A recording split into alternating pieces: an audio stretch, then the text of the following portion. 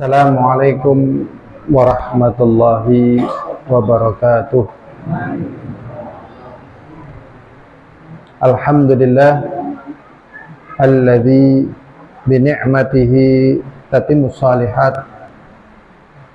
Allahumma salli wa sallim ala Muhammadin wa ala alihi wa ashabihi wa man tabi'ahum bi ihsanin ila yaumiddin wa ba'd. Alhamdulillah, kita menyanjung dan memuji Allah Subhanahu wa ta'ala yang beri kemudahan kepada kita untuk membekali diri dengan akidah yang benar, keyakinan yang benar. Dan pada pertemuan yang lalu kita sudah membahas tentang bekal keyakinan kita tentang Al-Quran, sehingga di sini pembahasannya lebih fokus kepada pembakalan akidah tentang Al-Quran. Adapun pembahasan tentang Al-Quran tentunya pembahasan yang sangat banyak, ya, sangat luas, ya, dan sangat dalam. Tetapi kita dalam kesempatan kita kali ini yaitu masalah bekal, ya, bekal yang harus kita miliki tentang Al-Quran. Ilhadirun azani wa azakumullah. Jadi Allah Subhanahu wa ta'ala senantiasa menjaga Al-Quran, baik kemurniannya, kebenarannya, ya, huruf-hurufnya, pemahamannya dijaga oleh Allah SWT tentang Al-Quran. Allah SWT berfirman di dalam surat Fussilat ayat 42, la ya'tihil batilu min baini yadayhi wala min khalfih. Jadi tidak akan Al-Quran itu didatangi kebatilan, baik arah depan ataupun dari arah belakang. Dari segala sisinya tidak mungkin, ya,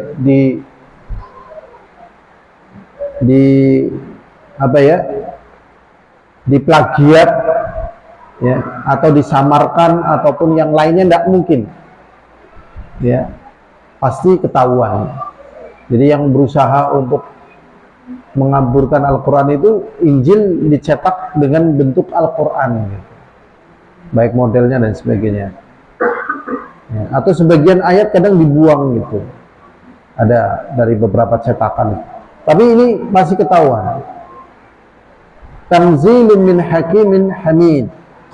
Ya, Al-Quran itu diturunkan dari zat yang maha hikmah, ya, dan maha terpuji, maha bijak dan maha terpuji. Diturunkan. Jadi jin nggak ikut, penyair tidak ikut, tukang sihir tidak ikut, ahli kisah tidak ikut, tidak ada yang ikut, ya, semuanya dari sisi Allah yang menurunkan itu. Dari Nabi kita juga nggak ikut. Kita lanjutkan lagi. Ini tentang keistimewaan Al-Quran di dalam surat Al-Isra ayat 88. Allah SWT mengatakan, kulla in ijtama'atil insu wal jinnu ala ayatu bimithli hadzal Qur'an la ya'tuna bimithlihi walau kana ba'duhum li ba'din dhahira. Katakan Nabi, jikalau berkumpul manusia dan jin untuk menandingi, untuk mendatangkan tandingan seperti Quran ini, pasti mereka tidak bisa. Walaupun sebagian mereka dengan sebagian yang lainnya itu saling bantu-membantu, itu tidak mungkin, ya. Tidak mungkin. Jadi tingkat kecerdasan yang ada pada jin ataupun manusia dan tingkat kemampuannya itu ya nggak bisa menandingi Al-Quran. Berarti kalau misalnya manusia bangga, takjub dengan cipta rasa dan karsa yang terjadi selain daripada Al-Quran, ya, nah itu berarti dia belum paham Al-Quran. Tapi kalau dia paham Al-Quran, dia akan melihat sisi yang sangat lemah, sisi yang rapuh begitu. Walaupun digabungkan, ya, walaupun diagungkan oleh manusia. Jadi makanya kita jangan apa? Jangan latah. Ya. Latah ini sebenarnya menunjukkan kejahilan. Latah ini sebenarnya menunjukkan apa? Kejahilan. Misalnya ada penulis Inggris namanya Shaker Press, ya, yang menulis sebuah tulisan, terjemahannya katanya apalah arti sebuah nama begitu. Ini menjadi tulisan yang membahana gitu. Ini sebenarnya nggak ada apa-apanya gitu. Atau mungkin katanya dari Baghdad ada tulisan yang membahana, katanya Wahid wa Alfu Lailah, 1001 malam. Nah, ini nggak ada apa-apanya. Atau apa itu nggak ada apa-apanya. Jadi pengagungan itu karena belum paham tentang Al-Quran gitu, sehingga takjub begitu. Sehingga apa? Takjub. Jadi kadang orang takjub ya dengan karya sastra, tulisan, bahasa, tinjauan, ya kan? Tinjauan gitu. Ini karena kosong sebenarnya. Sebelum kita lanjut, mungkin ada yang mau nanya. Antum sudah pernah membaca kisah Mahabharata? Sudah pernah Sengsara Membawa Nikmat, karya tulis Sutan Sati, ya? Apa? Bukan, tulis Sutan Sati namanya. Sengsara Membawa Nikmat dan sebagainya. Jadi memang manusia itu begitu, ya, begitu ya. Manusia itu begitu. Bahasa gampangnya, tapi mungkin mandan nyampluk gitu ya. Barang siapa yang terlena pasti kesambet. Barang siapa yang terlena pasti apa? Kemakan. Ya, kemakan. Jadi kadang orang mengagungkan hal-hal yang ya nggak ada apa-apanya sebenarnya, nggak perlu diagungkan. Jadi yang perlu diagungkan adalah Al-Quran. Bahkan ditantang gitu.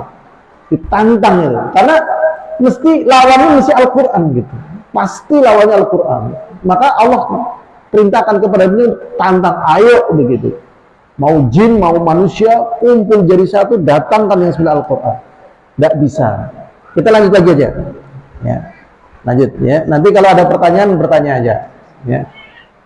Kalau ada pertanyaan, bertanya aja. Dan semoga dalam taklim yang singkat ini timbul takdim yang besar di dalam dada-dada kita. Timbul takdim yang besar bagi kita. Ya. Timbul takdim yang besar. Kalau belum takdim yang besar, berarti literatur kita tentang Al-Quran kurang. Dan literatur kita tentang selain Al-Quran juga minim begitu. Ya, jadi takdim terhadap Al-Quran itu kurang gitu. Ya, dan perbandingannya juga minim. Makanya yang takdim terhadap Al-Quran biasanya orang-orang yang memiliki sastra yang tinggi. Ini gak mungkin ini dari manusia. Ya, mereka karena sudah paham tentang ya cara penulisan sastra, nilai sebuah sastra, pemilihan kata yang diksi dan sebagainya, ya kan? Orang-orang yang memang dia anggap ahli, ya, dia anggap ahli, para syu'ara misalnya. Jadi ditantang oleh Allah SWT, suruh mendatangkan, pasti nggak bisa. Berikutnya, wa huwa hadzal kitab al-arabi alladzi qala fi alladziina kafaru. Al-Quran itu adalah kitab yang berbahasa Arab. Yang orang-orang kafir mengatakan lan nu'mina bihadzal Qur'an. Jadi orang kafir itu tidak beriman dengan Quran ini. Ya, karena dia tidak percaya, nggak mau percaya. Ya, maka menjadi golongan orang yang ingkar. Orang yang tidak nurut. Ya, dalam bahasa syariatnya itu orang-orang yang kafir. Dan kenapa kafir? Ya karena sombong. Wa qala ba'duhum in hadza illa qaulul bashar. Sebagian mereka mengatakan Quran ini tidak lain dan tidak bukan adalah ucapan manusia. Nah, ini berarti orang-orang yang bodoh. Kenapa Al-Quran itu dijatuhkan? Karena supaya ya kezaliman mereka, kejahatan mereka, maksiat mereka tidak terganggu. Ya, tidak terganggu sehingga mereka lebih nyaman di dalam bermaksiat. Tapi gara-gara Al-Quran mau maksiat nggak nyaman, ya, takut dosa, takut nanti ada akhirat dan sebagainya. Daripada ganggu, ingkari aja sudah. Nah, ini kekufuran. Ini dalam surat Mudaththir ayat 25. Kemudian Allah SWT berfirman, sa'uslihi saqar. Tatkala mereka mengingkari Al-Quran itu dari Allah SWT, Allah kufurkan mereka dan Allah mengancam mereka akan dimasukkan ke dalam neraka saqar. Jadi ada yang ingkar, tidak mau beriman, ada yang mengatakan itu ucapan manusia, kemudian diancam dengan neraka saqar oleh Allah. Dan sebagian mereka mengatakan Al-Quran itu adalah syair. Ya, syair. Faqala Allah Ta'ala, maka Allah SWT mengatakan, wa ma 'allamnahu syi'ra, dan tidak layak bagi Allah mengajarkan kepadanya ya sebuah syair, enggak layak, enggak level. Ya, tidak menunjukkan keagungan dan kemuliaan Allah gitu. Jadi syair yang sering ya mengharu biru ya, atau ya syair ya sering kan mengharu biru, itu sebenarnya bagi hati yang tadi lengah ya, bagi hati yang lengah. Jadi hati yang lengah itu kemakan sudah ya. Jadi itu banyak dimanapun ada ya, dimanapun ada ya, seperti kisah 1001 malam itu kan ceritanya hanya intinya gitu, si wanita ini nggak dibunuh sama suaminya sampai 1001 malam begitu. Jadi ada raja nikah mesti dibunuh, ganti lagi, dibunuh lagi, terus begitu. Jadi siapa yang jadi istri dia dibunuh, mesti dibunuh. Wah, ini dibunuh, jadi nikah sehari dibunuh, nikah sehari dibunuh begitu. Nah, terus ada satu wanita ini. Nah, ini ada satu wanita nikah mau dibunuh karena dia pinter citra, pinter ngerobot, pinter ngobrol dan sebagainya, nggak jadi dibunuh. Lewat malam pertama, malam kedua, ya kan? Nah, ini ternyata sama, disikapi lagi. Akhirnya suaminya nggak jadi marah, nggak jadi dibunuh sampai 1001 malam. Walaupun pesannya di sini cara menjinakkan laki-laki adalah dengan ya, di sini sebenarnya pesan dari kisah ini adalah ya cara menjinakkan laki-laki itu adalah dengan ya bisa dengan cerita, dengan rayuan gombal dan seterusnya gitu. Jadi laki-laki jangan dilawan dengan keras gitu ya. Kalau laki-laki dilawan dengan keras ya dibunuh. Kayak raja ini, tapi ternyata dengan rayuan gombal dan sebagainya. Nah, di sini juga menggambarkan kekuatan wanita itu pada gombalnya tadi. Jadi kekuatan wanita pada apa? Gombalnya. Maka wanita jangan main fisik, mainlah gombal gitu ya. Nah, laki-laki kelemahannya di gombal itu tadi sudah. Dari kisah 1 malam. Tapi kan menjadi kisah yang gede. Lah ini bagi Allah nggak pantas gitu. Ya. Ya kalau nggak percaya dicoba aja lah. Gitu aja sudah. Ya. Maka kenapa? Ini dandan-dandan tuh pernah bisa gombal ya. Bosen. Kekuatannya digombal gitu loh. Nah, itu teknik di situ. Makanya tapi ada aja yang nyentuh manusia. Tetapi bagi Allah yang demikian itu nggak pantas, nggak level gitu. Nggak ada apa-apanya gitu. Nama alamnahu syi'ra wa ma yanbaghi lahu, dan tidak layak bagi Allah. In huwa illa dzikru wa qur'anun mubin. Karena sesungguhnya Al-Qur'an adalah peringatan dan bacaan yang gamblang ya. Makanya maaf ya, udahlah jangan tertarik ya sama. Kalau zaman dulu saya sendiri belum begitu banyak baca. Cuman saya pernah lihat tumpukannya begitu. Ya, Hoping Ho. Nah, dulu banyak penyewaan, bukan komik ya, tapi bacaan ya kan, disewakan itu. Di antaranya Hoping Ho itu tebel itu. sekarang mungkin drakor gitu kan, atau yang itu janganlah, udahlah, palingkanlah, ini menipu, ya, menipu, palingkanlah, jangan. Tapi insya Allah yang di pengajian ini nggak ada ya kan, nggak ada yang tertarik hal begitu kan? Ada apa tidak? Nggak ada. Apalagi game-game itu nggak level sama sekali. Mau game apa aja nggak. Apalagi slot itu, aduh, nggak masuk tuh. Judol dan sebagainya, maaf ya, sampah gitu ya, nggak masuk sama sekali, nggak masuk pokoknya, bless gitu.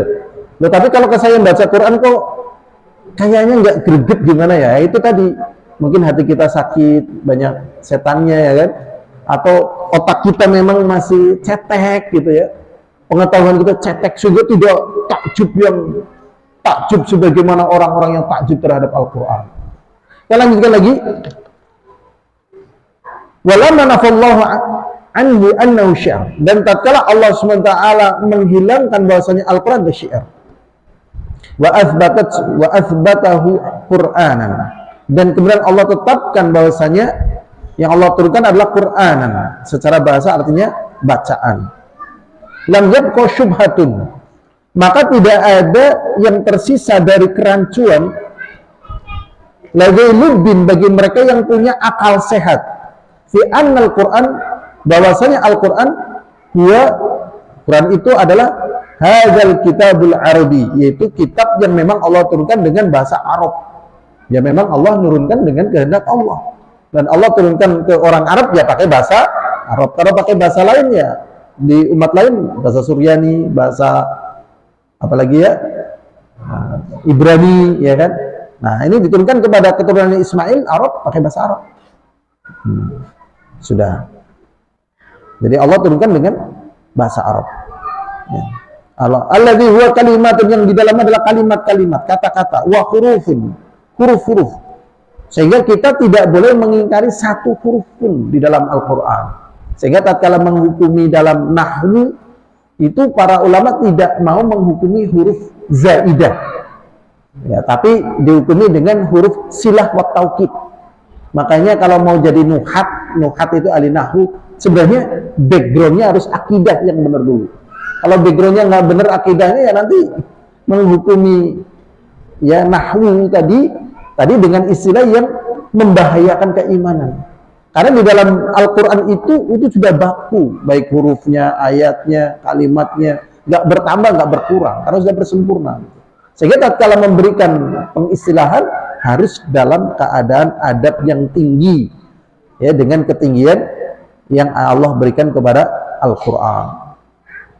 Ya. Berikutnya yang hadirin azani wa azakumullah. Jadi bagi orang yang berakal, yakin betul ini adalah Al-Quran yang Allah turunkan. Li'anna ma laysa kadzalik la yaqulu ahadun innahu syi'r. Karena kalau yang demikian itu tidak ada satupun di antara manusia yang kemudian mengatakan bahwasanya Al-Quran itu adalah syair. Nah, adapun mereka yang kemudian syair itu menjadi apa ya? Menjadi lagu ya, ada yang menjadi pucung, ada yang dandang gula, macopat, ada yang menjadi thrash metal, ada yang macam-macam. Ini sebenarnya dari orang-orang yang tidak beriman, tidak menjiwai begitu. Dan Al-Quran bukan dengan cara itu disuguhkan gitu ya. Walaupun mungkin dari sisi kenyamanan, dari sisi seni gitu, mungkin masuk. Nah, masuk. Tetapi dari kemuliaan dan keagungan Al-Quran ini jadinya ya menistakan agama, menistakan apa? Al-Quran. Jadi Al-Quran itu sudah disampaikan dengan sebagaimana dulu Allah turunkan dan sebagaimana yang disampaikan oleh Nabi kita dan disampaikan oleh para sahabat dan generasinya. Adapun nanti ya, bagi orang-orang yang memiliki kejeniusan, di situ dia akan melihat betapa tinggi dan agungnya Al-Quran. Semoga nanti ada waktu kita akan bahas tentang masalah itu. Ya, kenapa kok dibahas kejeniusan gitu ya? Kita lanjutkan lagi, hadirin azani wa azakumullah. Allah SWT berfirman juga di dalam Al-Quran surat Al-Baqarah ayat 23. Wa in kuntum fi raibin mimma nazzalna ala 'abdina fa'tu bi suratin min mithlih. Dan jikalau kalian ragu Ya, dan jikalau kalian dalam keadaan ragu, mimma nazzalna ala abdina, dari apa yang telah kami turunkan kepada hamba kami, fa'tu bi suratin min mithli, maka datangkanlah surat yang semisal dengan Al-Quran. Kalau kamu ragu, datangkan. Ya, tetap tidak mungkin bisa mendatangkan. Ya, tidak mungkin. Ya. Berikutnya hadirin azani wa azakumullah. Wala yajuzu ayatahaddahum bil ityan bimithli ma la yudra ma huwa wa la yuqal. Tapi di sini ada catatan dari beliau, dan tidak boleh menantang mereka untuk mendatangkan ya dengan sesuatu apa yang tidak dipahami dan tidak dinalar. Jadi bagi orang-orang yang tidak nalar, ya tidak nalar berarti ya tidak nalar kan berarti gimana coba? Ya kan? Tidak nalar, tidak bisa memahami kan berarti ya bisa jadi masuk dalam kategori orang ya bodoh gitu kan, debil dan sebagainya, idiot gitu kan. Walaupun mungkin jenius dia, tapi tatkala tidak nalar ya dalam tingkatan itu begitu. Nah, ditantang itu nggak boleh.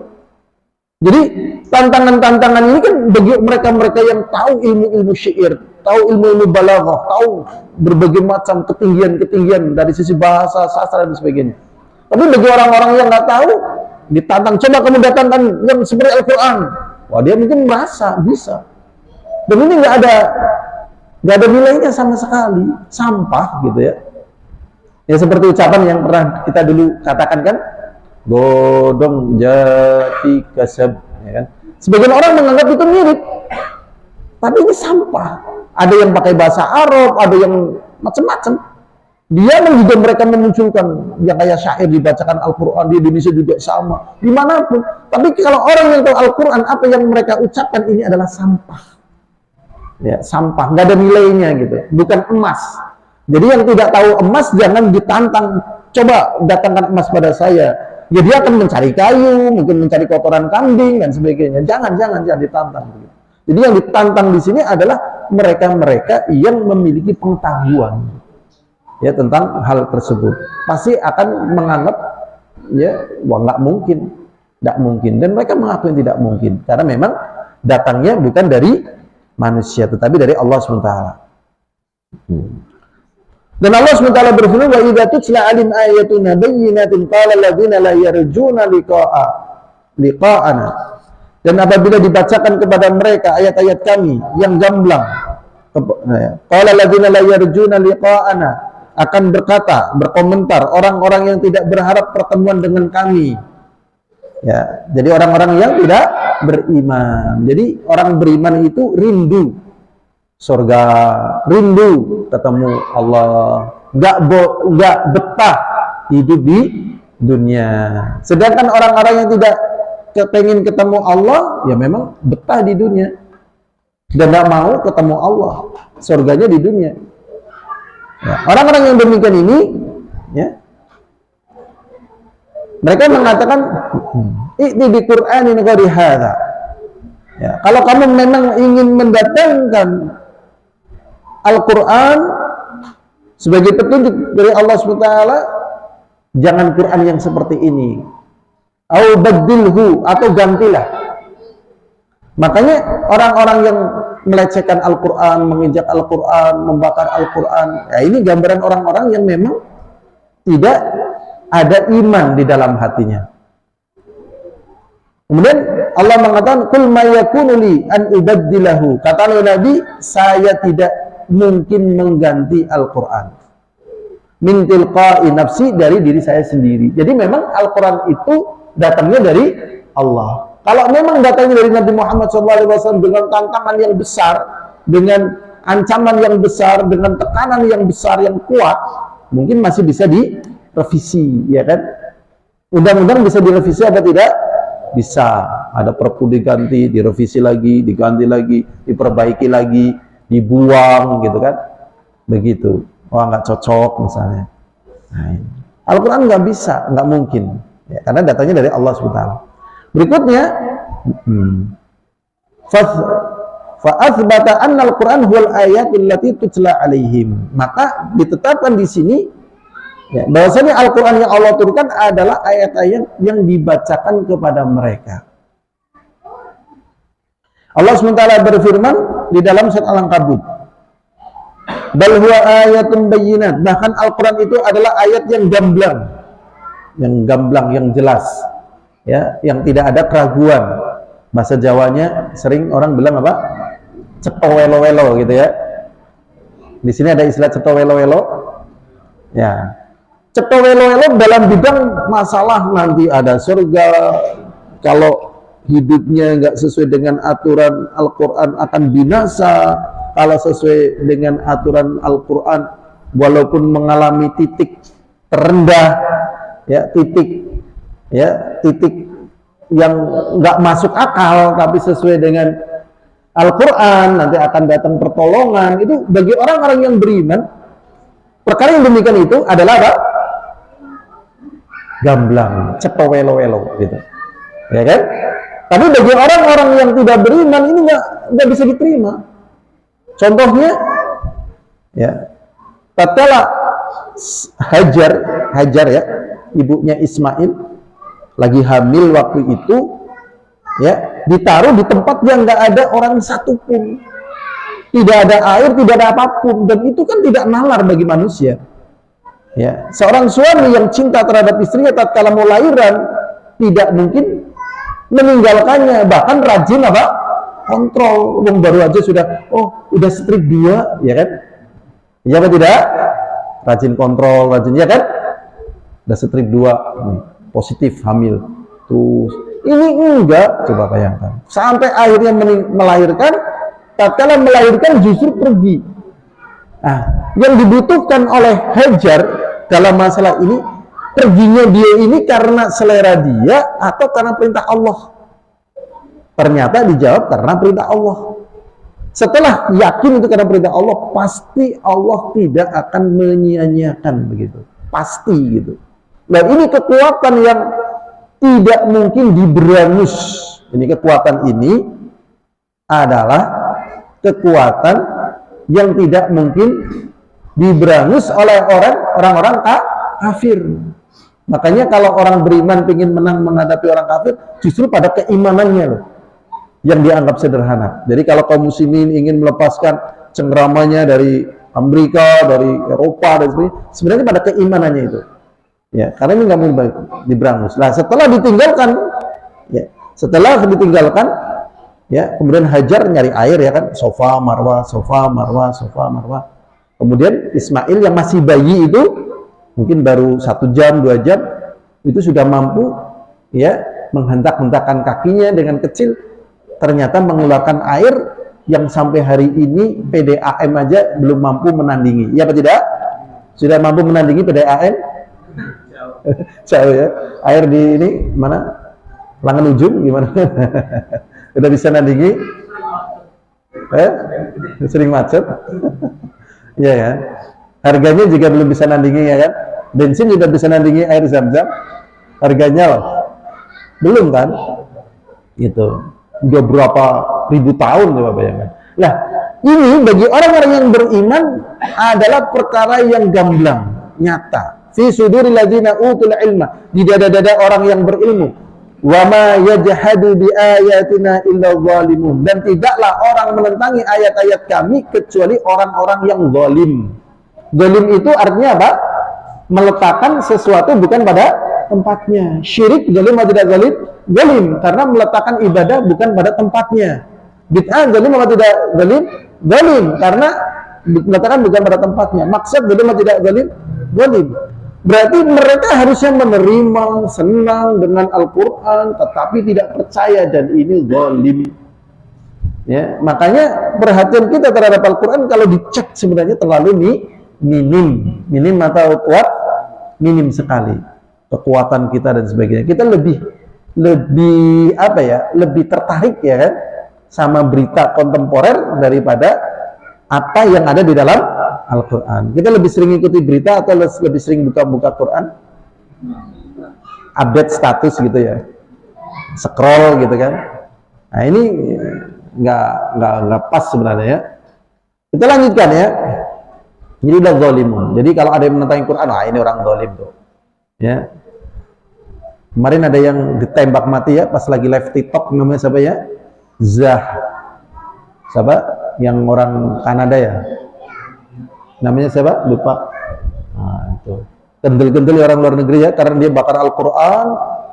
Akhirnya di pengadilan dia masih bisa lolos, ada tembak di lain waktu. Kendel-kendel ya. Di Indonesia orang-orang yang menghina Al-Quran nggak ditembak kan? Iya, di luar negeri mah kendel-kendel banget mereka itu. Masya Allah. Kendel ya, Masya Allah. Padahal di negeri-negeri kafir, orang Islamnya malah nekat-nekat sekali ya. Kita di Indonesia itu sebenarnya berbahaya loh. Keimanan kita kok kayaknya kayak gembus gitu. Antum tahu gembus nggak? Kalau sudah lama dari penggorengan, lama-lama panas atau dingin? Dingin ya kan, kayak gembus gitu. Ini perlu dikuatkan lagi nih. Kita lanjutkan lagi lah hadirin azakumullah. Allah SWT berfirman, innahu laqur'anun karim, sesungguhnya itu adalah sungguh Al-Quran yang mulia. Fi kitabim maknun, dalam catatan yang tersusun. Setelah Allah bersumpah atas yang demikian itu. Dan Allah Subhanahu wa taala berfirman, Kaf ha ya ain shad. Nah, tentunya ini hanya melafadzkan aja ya. Nah, tajwidnya mungkin masih kurang tepat. Nah, surat Maryam ayat 1, kemudian ha mim. Ya, kemudian ain sin qaf syura ayat 1 sampai 3. Waftataha tis'an wa ishrina suratan bil huruf al muqatta'ah, dan Allah SWT membuka ya 29 surat dengan huruf-huruf yang terputus. Nah, huruf-huruf yang terputus ini yang benar hanya Allah yang tahu maknanya. Ya. Wallahu a'lamu bil muradi, dan hanya Allah lah yang tahu maksud daripada huruf terputus ini. Ya, ma'a itsbat annallaha la yanzil hadza abatha. Bersamaan kita menetapkan dan meyakini bahwasanya Allah menurunkan ayat-ayat seperti ini tidak sia-sia. Cuman misteri. Itu keagungan dan kemuliaan Allah ya. Dan memang betul di dalam Al-Quran itu betul-betul ujian bagi semua. Ujian bagi apa?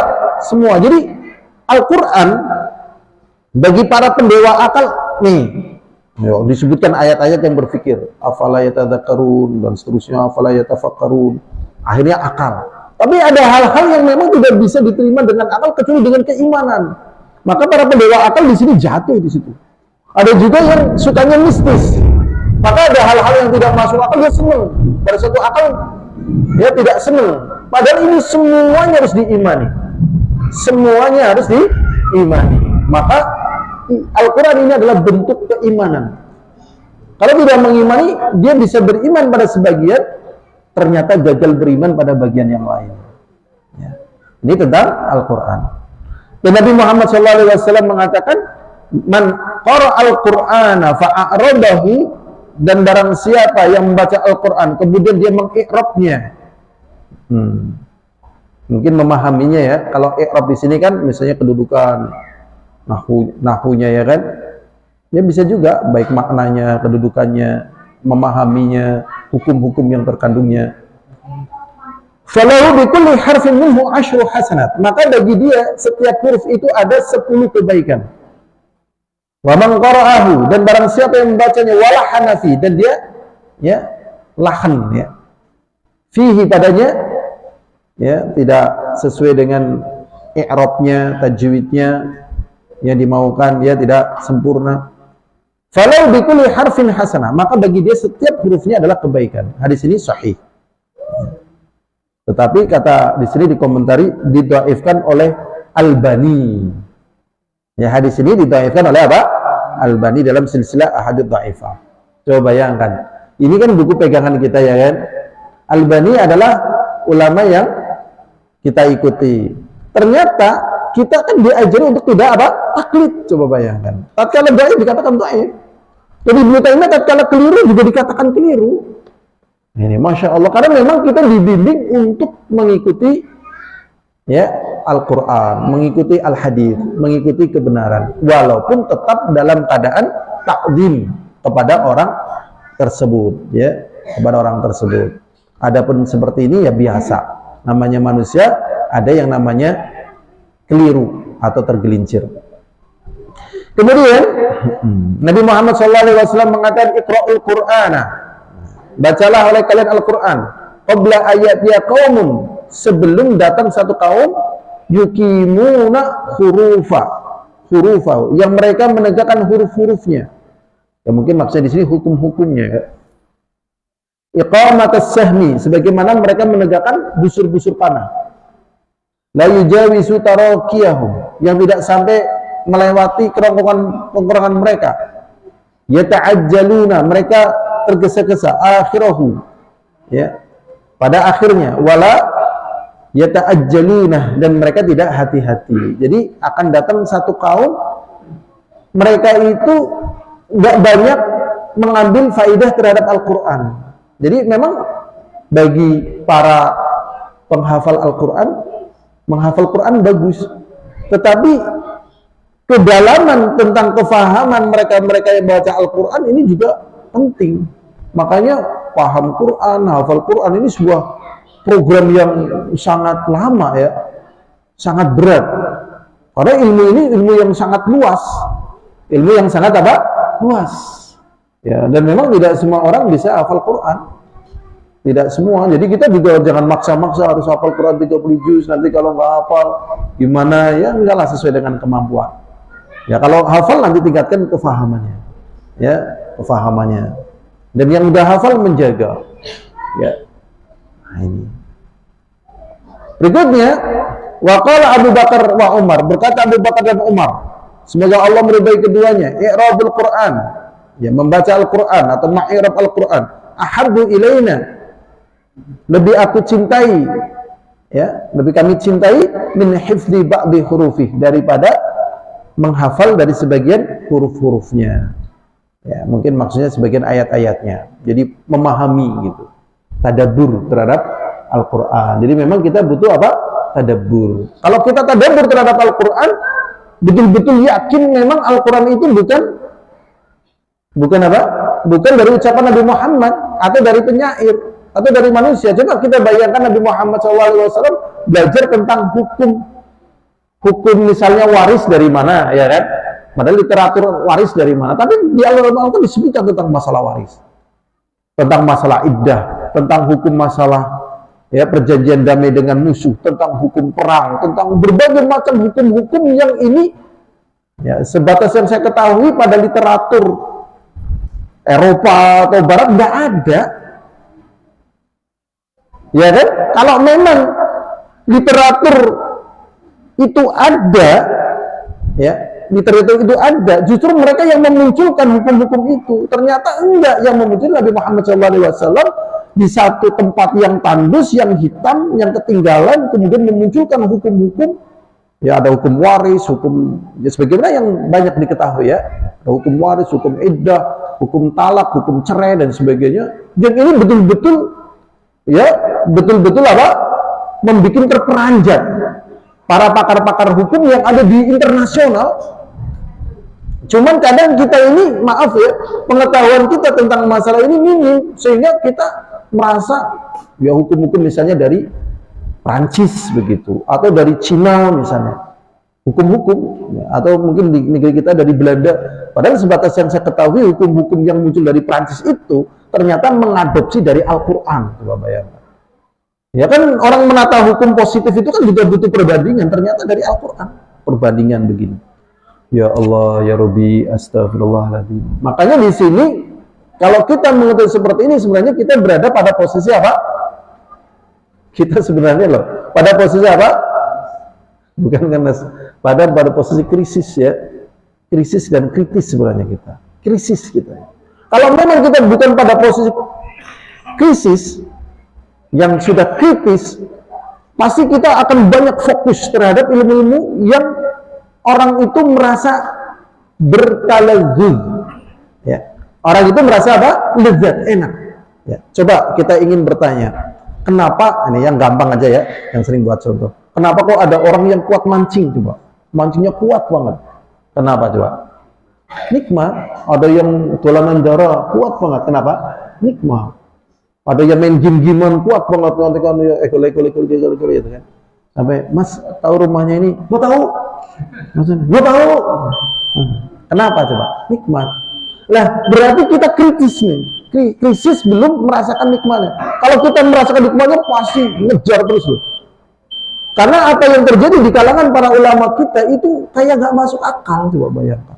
Kekuatan mereka di dalam menulis buku dan mengeluarkannya itu seakan-akan ya nggak butuh dunia sama sekali ya, nggak butuh dunia sama sekali. Padahal mereka butuh dunia atau tidak?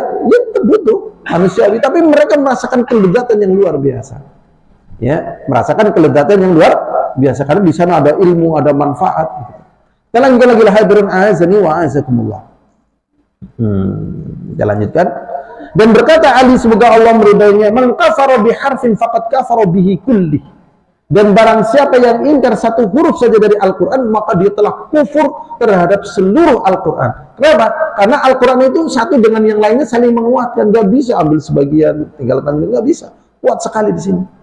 Ya, jadi memang ya tatkala ada perasaan sedikit nyeleneh itu berbahaya, hati-hati ya, hati-hati. Dan memang tugasnya orang kafir itu adalah membuat ragu terhadap kekuatan, kebaikan dan keistimewaan Al-Quran. Ya seperti misalnya dulu ya, Munawwir Syadzali itu untuk tesisnya itu mengatakan bahwasanya hukum waris ya sepikul segendongan itu tidak pas ya, tidak pas, tidak layak diterapkan. Nah, pembelajarannya di Solo, karena di Solo wanita itu jadi kuli bangunan dan seterusnya. Ini kan pembelajaran yang mentah gitu, walaupun sekarang sudah tenggelam. Ya. Kemudian ada lagi untuk doktoral Abdul Aziz itu teori ya, dia mengangkat teori ya, namanya apa ya, yang artinya halalnya hubungan badan non marital gitu. Jadi konsep milkul yamin ya, konsep milkul yamin sebagai bentuk ya halalnya hubungan badan non marital gitu. Nah, jadi kan budak kan halal ya kan. Lah pacar itu disamakan dengan budak, sehingga tatkala hubungan badan dengan pacar belum menikah ini halal dengan konsep milkul yamin. Coba bayangkan, ini kan menunjukkan kebodohan yang sangat apa? Mengerikan gitu. Walaupun sekarang isu yang berkembang nggak seperti itu. Dulu juga sholat katanya nggak efektif gitu. Wallah alam sekarang isu-isu yang sedang beredar kayak apa saya belum begitu mengetahuinya ya. Tapi yang jelas ini berbahaya sekali. Berbahaya apa? Sekali. Jadi ingkar satu huruf saja itu dikatakan kufur. Ya. Makanya hati-hati sekali nih para pakul tempe ya kan. Tatkala mau membungkus tempe ini jangan sampai ada ayat-ayat Al-Qur'an belum bungkus apa? Tempe. Dan seterusnya. Pernah lihat ada ayat Al-Qur'an belum bungkus tempe, ada buat trompet dan sebagainya. Jangan, hati-hati. Atau minimal kita Al-Quran itu jangan sampai berdebu. Coba nanti kita pulang ke rumah masing-masing, Quran kita berdebu apa tidak, gitu kan? Nek gemian nang ngisor majalah Nova, barangkali ya Allah ini gimana ini? Kita lanjutkan lagi lah hadirin azani wa azikumullah. Ya. Wattafaqal muslimun ala andi suwaril Quran wa ayatihi wa kalimatihi wa hurufihi. Ya. Dan ya, kaum muslimin telah bersepakat ala andi suwaril Quran wa ayati wa kalimatihi wa hurufihi. Dan telah sepakat ya tentang bilangan surat-surat yang ada dalam Quran, ayat-ayatnya, kalimatnya dan huruf-hurufnya. Dan itu luar biasa ya, jumlah ayat yang dalam Al-Quran berapa, hurufnya berapa, kalimatnya berapa, ya, sudah ada. Wala khilafa bainal muslimin fi anna man jahada minal Qur'an suratan aw ayatan. Dan tidak ada khilaf di antara kaum muslimin sesungguhnya siapa saja yang menentangi Al-Qur'an, baik suratnya atau ayatnya atau kalimatnya atau hurufnya, muttafaqan alaih, umat ini sepakat annahu kafir. Bahwasanya adalah apa? Kafir. Hati-hati sekali ya terhadap ayat, surat yang ada di dalam Al-Quran. Nah, kalau kita tidak bisa mencernanya gimana? Sabar dulu, tenang dulu ya, jangan buru-buru. Ya, jangan buru-buru. Ya, jangan buru-buru. Karena kedangkalan kita ya. Tetapi para peneliti itu akhirnya memang membenarkan kebenaran Al-Quran. Ya, para peneliti. Tetapi pembenaran tentang apa yang disampaikan Al-Quran oleh para peneliti itu bukan menjadi patok, bukan menjadi pegangan, tetapi itu hanya sekedar bisyarah. Contohnya misalnya arkeolog ya membenarkan kebenaran Al-Quran tentang ditemukannya misalnya kapalnya Nabi Nuh, atau ditemukannya apa lagi nih arkeolog. Kemudian dari ahli kulit menemukan kebenarannya dalam Al-Quran bahwasanya yang disiksa besok di neraka adalah kulitnya, sehingga tatkala kulitnya mengelupas diganti lagi kulit baru lagi, karena letak sakitnya itu di kulit. Kemudian dari ahli genetika misalnya, seorang suami akhirnya meneliti genetika, ya ternyata istrinya selingkuh, gitu. Istrinya apa? Selingkuh, ya. Dibenarkan dengan dia penelitian genetika yang ada pada wanita muslimah. Jadi wanita muslimah itu kalau suaminya mati itu nggak langsung nikah kan, atau dicerai tidak langsung nikah, tetapi ada yang namanya masa iddah, masa menunggu. Karena di masa menunggu ini untuk menghilangkan rekam jejak suami yang dulu dengan suami yang baru.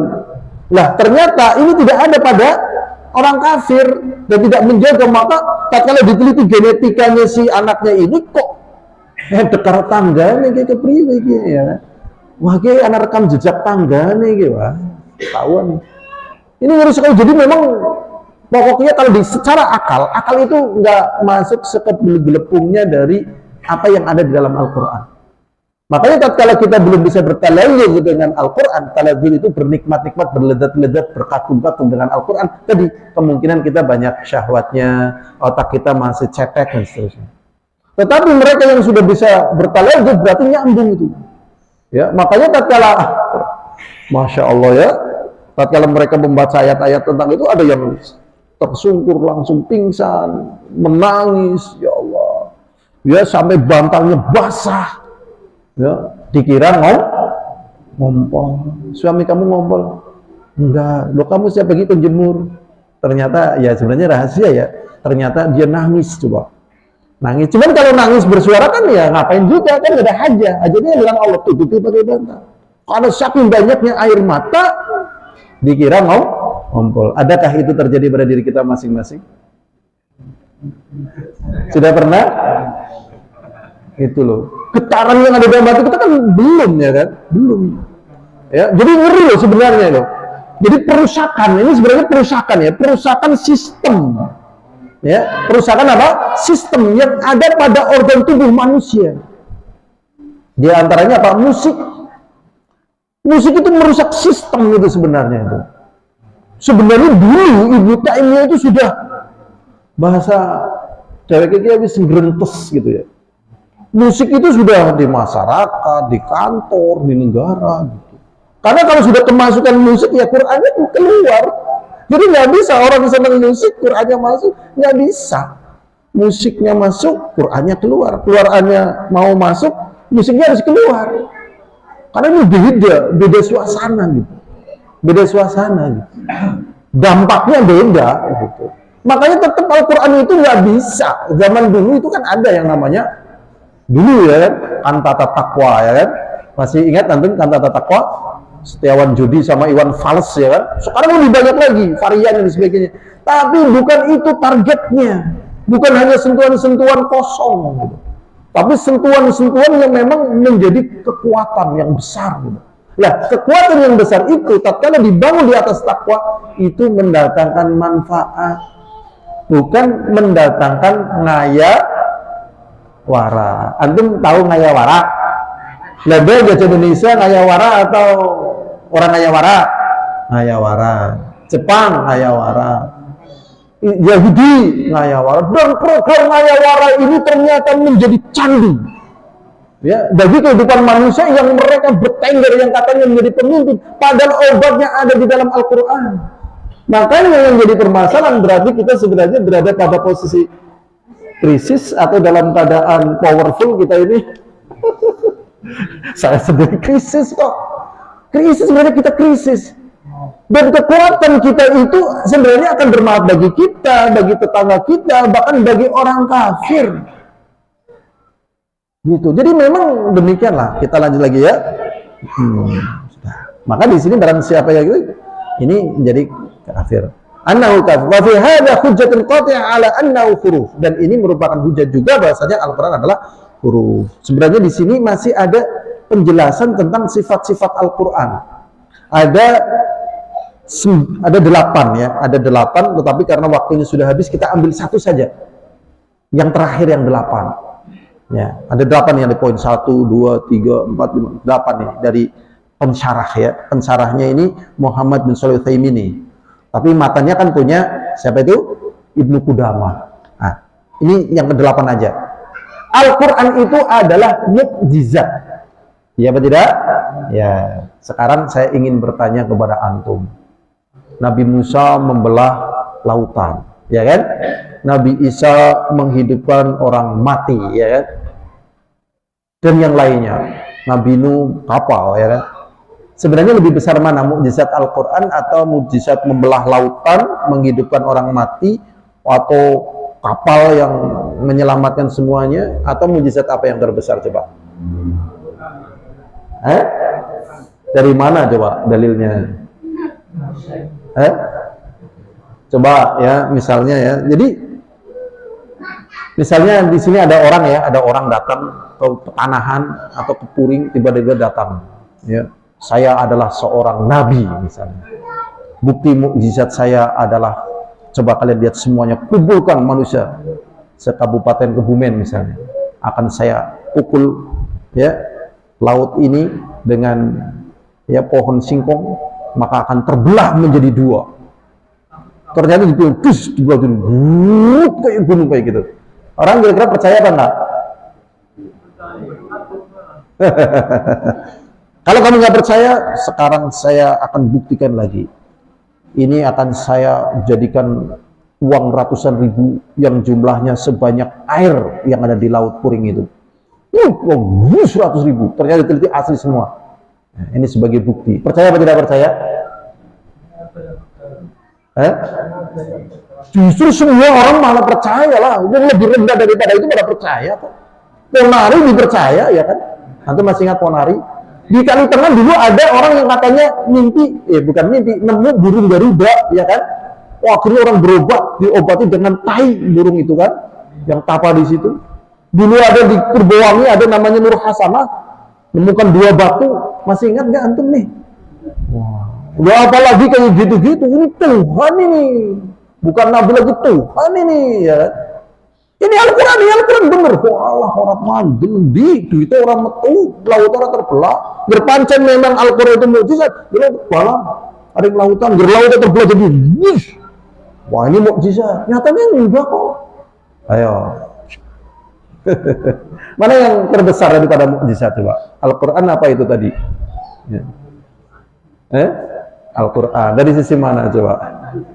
Ternyata kata Al-Imam Ibnu Qayyim Al-Jauziyah, Al-Quran itu sebagai mukjizat terbesar ini karena untuk khawasu'u qala'u min bani Adam, untuk orang-orang jenius dari kalangan orang yang cerdik pandai gitu. Nah, kalau kalian belah lautan, bocah PAUD ngerti, ya kan? Jadi di orang tamat SD ngerti, ya kan? Ya apa tidak? Iyalah, bang sepasar Purwogonto ya gunung kabung, oh ya. Iya. Tetapi kalau Al-Quran coba, ini membutuhkan pembelajaran yang dalam ini. Makanya orang-orang itu tidak bisa memahami bahwasanya Al-Quran sebagai mukjizat terbesar ya karena nggak nyampe tadi, butuh perjuangan, butuh pembelajaran, butuh doa, ya, sehingga menjadi kekuatan yang luar biasa di sini. Dan ternyata Al-Quran itu adalah mukjizat terbesar. Berarti kayak ada di India katanya ada seorang kemudian dituhankan karena keluar uang dan sebagainya. Ya Allah, ini Dajjal ini. Ya. Dajjal itu bukan Dajjal. Dajjal banyak yang beriman apa tidak? Banyak. Kenapa? Karena dipahami oleh orang-orang awam. Ya, kamu minta apa? Wah, jadi air. Kamu minta apa? Dikasih. Hidup, mati gitu. Karena itu hal yang semua orang bisa paham. Orang awamnya, orang bodohnya. Bisa dipahami ya? Berarti mukjizat yang terbesar adalah apa? Al-Quran. Bagi siapa ya? Iya kan? Orang yang belajar. Kalau nggak belajar gimana? Antum kalau nggak percaya, cari ke tempat rongsok-rongsok itu, juragan rongsok. Insya Allah di situ ada nanti Quran, dirongsokkan. Coba aja kalau nggak percaya. Saya dulu sering main ke tempat rongsok, penampungan rongsok, nyari besi gitu. Quran dirongsokkan. Ya Allah. Ya kan? Ya Allah. Ya lebih memang butuh pembelajaran. Jadi di sini nanti akan memunculkan kekuatan, dan disinilah butuh kesabaran. Ternyata untuk baiknya sebuah kehidupan dengan belajar, bukan dengan ngayawara. Sebagaimana dulu para penjajah ya, para penjajah ngayawara apa tidak ngayawara? Ngayawara. Karena percuma, udah zalim, percuma ya. Semuanya dalam keadaan rugi, ya nggak beruntung secara dunia dan akhiratnya. Sedangkan dicari adalah keuntungan dunia dan akhirat, dan ternyata ada di dalam Al-Quran, dan caranya adalah yakin. Ya, jangan sampai timbul keraguan sedikit pun. Ini saja yang bisa kita sampaikan sebagai bekal keimanan kita terhadap Al-Quran dari awal sampai akhir. Sebelum kita tutup, mungkin ada pertanyaan? Ya, monggo. Dari yang saya tahu bahwa Quran itu berbahasa Arab. Kemudian bagaimana dengan saksi-saksi yang lain, Zabur, Injil, kemudian Taurat, kita itu. Jadi memang kan bahasa itu sebagaimana yang kita sudah pernah sampaikan, itu kan termasuk, ya seingat saya itu adalah makhluk, ya makhluk bahasa loh ya. Sehingga Allah Subhanahu wa Ta'ala menurunkan kitab-kitabnya ya sesuai dengan bahasa yang dipakai di masyarakat itu. Kalau Injil setahu saya bahasanya kalau nggak salah Suryani. Kalau Taurat kayaknya Ibrani. Iya, sesuai dengan kaumnya. Karena ini diturunkan oleh Allah kepada orang Arab, maka pakai bahasa Arab. Jadi bahasanya beda. Dan tujuannya adalah supaya dipahami kebenarannya.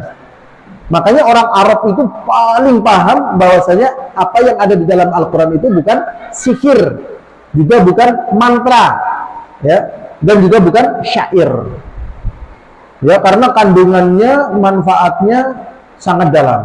Adapun orang Indonesia memang untuk paham tentang Al-Quran ini memang butuh banyak belajar ya, banyak belajar lah, banyak belajar. Tapi kalau dia paham sedikit saja, dia pasti akan meyakini tidak mungkin Al-Quran ini datangnya dari sisi manusia, pasti datangnya dari sisi Allah. Coba dalam waktu berapa? 23 tahun ya?